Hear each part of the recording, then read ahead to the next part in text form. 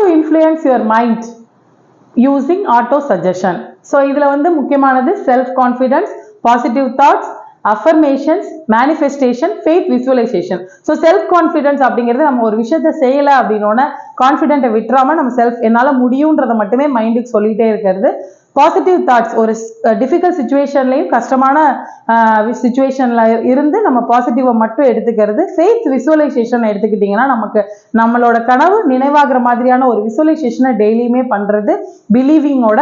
அடுத்து பார்த்தீங்கன்னா நமக்கு அஃபர்மேஷன், நம்ம சென்டென்ஸ் ஃபார்ம் பண்ணிக்கிறது. அஃபர்மேஷன்னா நம்மளோட கனவை பற்றினா ஒரு பாசிட்டிவ் சென்டென்ஸ் ஃபார்ம் பண்ணி அதை டெய்லியுமே சொல்கிறது. அடுத்து மேனிஃபெஸ்டேஷன் அப்படின்னா ஒரு டெய்லி ஒரே டைமில் ஒரு டெக்னிக் யூஸ் பண்ணி அதை மேனிஃபெஸ்ட் பண்ணுறது.